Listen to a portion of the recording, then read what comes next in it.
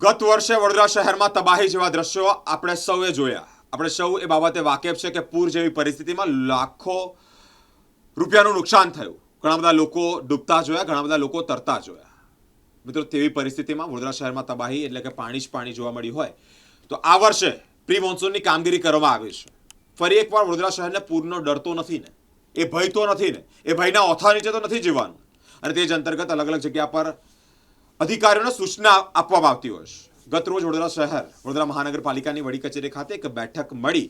આ બેઠકમાં મીડિયાના મિત્રોએ પૂરની પરિસ્થિતિ વિશે વાતચીત કરતા વડોદરા શહેરના પ્રથમ નાગરિક મેયર પિંકીબેન સોનીને વાતચીત કરી અને પ્રશ્નો પૂછ્યા ત્યારે તેઓએ મૌન સેવ્યું, એટલે કે જવાબ જ ના આપ્યો, બોલ્યા જ નહીં.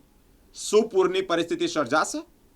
શું વિશ્વામિત્રી પ્રોજેક્ટ અંતર્ગત કામ કરવામાં આવ્યું તે પૂર્ણ થયું છે? શું પૂરના દ્રશ્યો ફરી નહીં જોવા મળે? આ અનેક પ્રશ્નાર્થો વચ્ચે મેયરે મૌન સેવ્યું અને તે જ અંતર્ગત વિપક્ષના પ્રવક્તા આ અંતર્ગત પોતાનું નિવેદન આપી રહ્યા છે. જય હિન્દ. ગયા વર્ષે 2024માં વડોદરા શહેરમાં માત્ર 2 મહિનાની અંદર 3 વખત વિશ્વામિત્રી નદીમાં પૂર આવ્યા.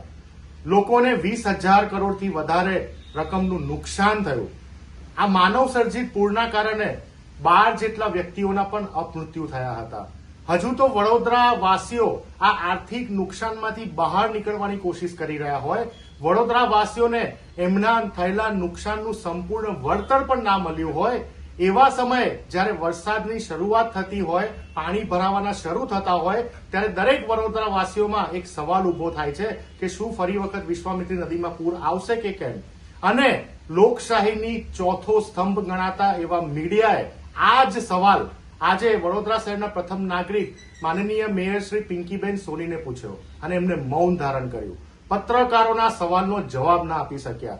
પત્રકારોનું અપમાન કરવાની કોશિશ કરી, લોકશાહીનું અપમાન કરવાની કોશિશ કરી. અરે મેડમ મેયર શ્રી, તમને તમારા જ કરેલા કરોડો રૂપિયાના વિશ્વામિત્રીને ઊંડી અને પહોળી કરવાના કામ ઉપર વિશ્વાસ ના હોય તો પછી આ સત્તાનો મોહ શેની માટે છે? અરે મેડમ મેયર શ્રી, તમે વડોદરાની જનતાને જવાબ ના આપી શકતા હો કે તમારી કરેલી કામગીરીના કારણે વડોદરા ફરી ડૂબશે નહીં, તો પછી રાજીનામું કેમ નથી આપી રહ્યા? ભારતીય રાષ્ટ્રીય કોંગ્રેસ તરફથી વડોદરાના આ મૌન મેયરનું અમે રાજીનામાની માંગ કરીએ છીએ, કારણ કે હજુ પણ સંપૂર્ણપણે નથી વિશ્વામિત્રી નદી ઊંડી થઈ, નથી વિશ્વામિત્રી નદી પહોળી થઈ, નથી વિશ્વામિત્રી નદી ઉપર થયેલા 25 વર્ષના ભારતીય જનતા પાર્ટીના ભ્રષ્ટ શાસનમાં થયેલા દબાણો હજી સુધી પણ દૂર નથી થયા. અને જ્યાંથી પણ વિશ્વામિત્રી નદી જાય છે ને જ્યાં બુલેટ ટ્રેનનો પ્રોજેક્ટ ચાલે છે, ત્યાં વિશ્વામિત્રી નદી ઉપર જે પુરાણ થઈ ગયા છે એના પણ અખબારી અહેવાલોમાં સબૂતો છપાઈ ગયેલા છે. વડોદરાની જનતા જાગે અને વડોદરાના મેયરશ્રી, જો હજી પણ તમારામાં થોડી ઘણી નૈતિકતા બચી હોય તો રાજીનામું આપીને સત્તાનો મોહનું ભંગ કરવો જોઈએ. જય હિન્દ.